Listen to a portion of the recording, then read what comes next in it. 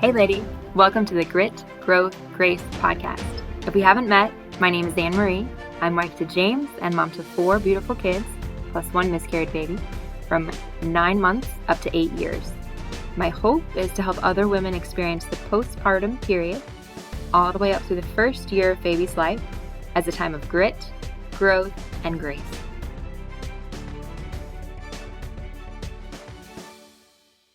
This is episode 13. Hey lady, I'm recording this having just returned last night from our 10-day cross-country adventure for a family wedding with all 4 kids in tow, and I'm happy to say they all returned with us, despite the 2-year-old's best efforts.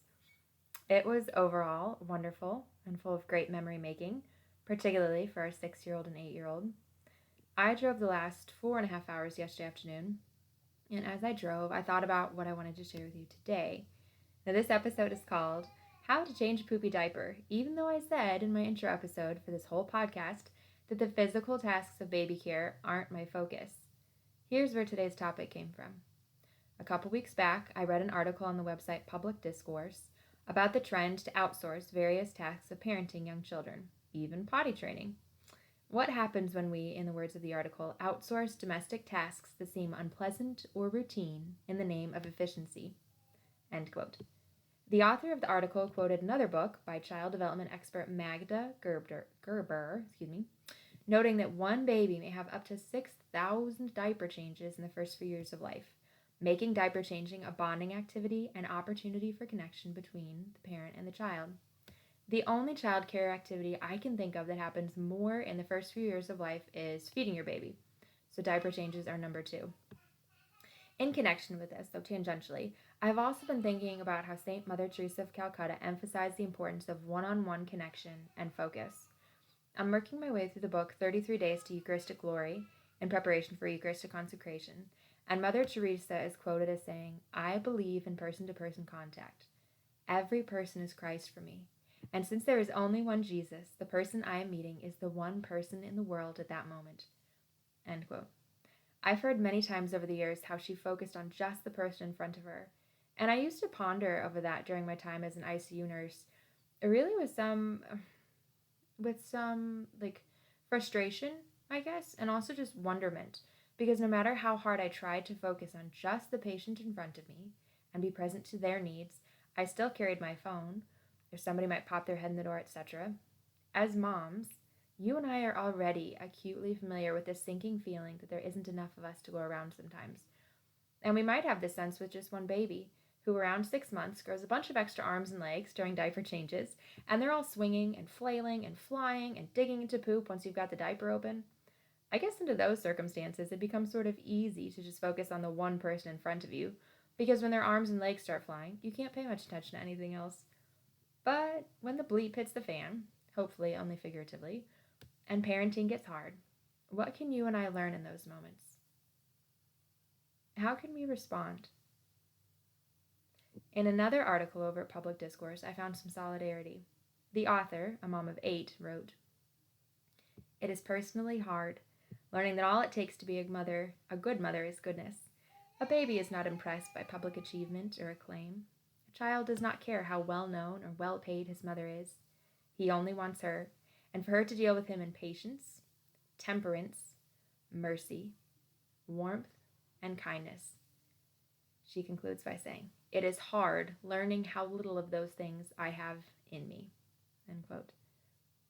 Today I want to talk about poopy diaper changes in 2 senses. One, in the metaphorical sense, the metaphor being the inevitable but tough stuff we don't like dealing with as parents. And 2, in the literal, practical sense. Let's briefly touch on the metaphorical sense. I'd love for you to think for a minute about a tough moment in your parenting today or in the last week. I invite you to get curious about what it was that bothered you about the situation. I mean, specifically, my 2-year-old threw a massive temper tantrum this afternoon after we got home from my returning the rental vehicle plus grocery shopping, and all my kids being at a Grandma Tribe member's house for a couple hours. In that moment, I was angry because he didn't do what I told him, and because I was not in control of his behavior. After you figure out what about the tough moment bothered you, I'd invite you to get curious about your own response or tendency to respond. In that moment with my 2-year-old, in that particular moment, coming on the heels of post-vacation fatigue and a mixture of other things, I wanted to overpower his temper tantrum. I wanted to flip the switch on it like you'd flip a switch off on a light. It wasn't a great moment for me, but I wanted my voice to be firm and angry and loud enough to make him stop his behavior. Newsflash to no one. 2-year-olds don't care. Eventually, I got hold of myself and carried my son to his bed, where he continued to scream for a moment before calming down in the darkened room. I wonder, in your own experience, is your tendency also to try to control the situation like I did? Or is there to retreat and give up, walk away? I invite you to consider what your own tendency is, and then just to evaluate in a non-judgmental kind of observational way. In your tough parenting moment, was your response successful? Would you respond that way again if you had the chance? How do you handle the poopy diapers of parenting? How would you like to handle them? All right, let's switch back to the literal sense of changing poopy diaper now. I'm fascinated by this idea I mentioned earlier from the Public Discourse article about making diaper changes the moment for connection and bonding. I've talked in multiple episodes about the lazy genius way from the book The Lazy Genius by Kendra Adachi. It's all about deciding intentionally what you want to be a genius about in your life, aka what matters to you, versus what you want to be lazy about, aka what doesn't matter to you. Recognizing that not everything can matter equally to us, the Lazy Genius Way is a series of principles to help us get clear on what does matter, including what small actions in our day can have an outsized impact. Diaper changes are a fabulous example of the Lazy Genius Way in action. Start small is one of the 13 principles, and a diaper change takes just a few minutes. But if these few minutes can be part of bonding for my child and me, and if they can add up over time, over days, weeks, months, and years, how might I choose to show up to them? Especially during postpartum, your capacity for care may be low sometimes, especially if you're not sleeping well. But could you focus on caring for 2 minutes? I know I can. I bet you can too. You get to decide how you show up for diaper changes. How would you like to approach them?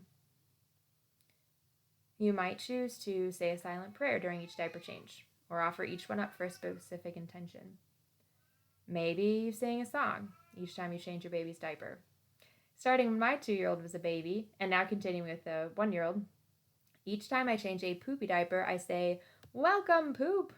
Rather than dreading poopy diaper changes, I choose to be grateful that my child's digestive system is working. Not everyone's does. When I'm feeling a little silly, but also educational, I'll go further and I'll say, "Good job, esophagus. Good job, stomach. Good job, intestines," and so on with each digestive organ. Do the arms and legs still fly sometimes? Sure, sometimes they do. But overall, I'm more relaxed, which tends to lead to calmer diaper changes, and in particular leads me not to dread the next one. If each diaper change is a moment of connection, how I approach my baby makes a difference. Let's say you want to choose calm during diaper changes, especially poopy diaper changes. From the book Atomic Habits by James Clear, which I've mentioned before, I learned that environment is key. How can I set up my physical environment to make establishing this good habit, bonding with my baby during diaper changes, as easy as possible? Let's apply that in this situation. Of course, you have to change diapers out in public, on the go, while visiting other people's houses, etc. You have less control over those environments. But could you buy super cute changing pads? Not just the grayish ones that came with your diaper bag or backpack. I still have 3 changing pads we were given when my 8-year-old was born.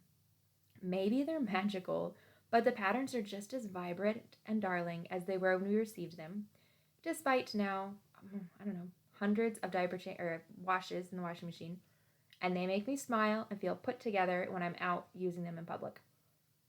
Back at home, you get to decide how your diaper changing station looks. Could you buy cute changing table pad covers? Now, I'll be honest here. There was a time when I would have scoffed at something as small as having cute changing table pad covers. Imagine the vanity. But my younger sister showed me the light. She has darling changing pad covers she bought off Amazon, and some yummy smelling Bath & Body Works hand sanitizer on her changing table. Bougie! It motivated me to find a darling cover on the website Little Unicorn, which, in case you're wondering, only knows me by my invoice number, and to get rid of the stained ones I had. I also learned from the stained ones not to buy changing pad covers with a pattern on a mostly white background. But you already knew that, didn't you? I've got a few more thoughts on improving your diaper changing environment, and they're paraphrases from Paige Ryan's book, Love the House You're In, which was my favorite read in 2022. Now, in the quotes I'm going to share with you, she's specifically talking about the entryway in your home, but I think the language will work for your diaper changing station with a couple of tweaks. Here's what she writes. Most of us want our homes to be welcoming. Welcoming to whom? Rather than focus solely on the experience of your visitors, think about how you might welcome yourself home, as well as how you might send yourself off in a thoughtful way. This is the purpose of entryways, to embrace us on arrival, transition us and our things from out there to in here, and when it's time to send us off, again, feel ready and organized. That's the end of her quote. Diaper changes can be like that too, part of transitions in our day, can't they? We change diapers before we leave the house, once we get back home, before nap time, after nap time, before bedtime, first thing in the morning, etc. Paige writes about welcoming ourselves home better in our entryways, and I'd love for you to consider her words when it comes to your changing table area. So here's a quote from her again. Pretend you're a visitor in your own house. Walk in and out a few times, making mental notes about how it's all working. How do you feel when you walk in? What's the first thing you see? End quote. For your diaper changing station, what's the first thing you see when you walk up to it? How do you feel? Is the drawer crammed too full? Do you need more space? Do you have all the essentials there that you need? Diapers, wipes, rash cream, maybe an extra outfit. Are there things there that don't belong? That could go better someplace else? Is your diaper changing drawer like a junk drawer, but for baby stuff? Is there anything missing that you need? Like maybe hand sanitizer or a dab of hand lotion after the hand sanitizer? Okay, back to entryways for a second. Paige asks, what's the first surface you see when you walk in? What is the first thing you notice? How can you address that space? If it's a wall, hang something you want to look at on it. Don't run out and buy something. Start with something you already have and really like, and put it in this prominent place. Even if it's a great photo of someone you love stuck up with a thumbtack. If there's a tabletop or surface of some sort, can you put something you love on this surface?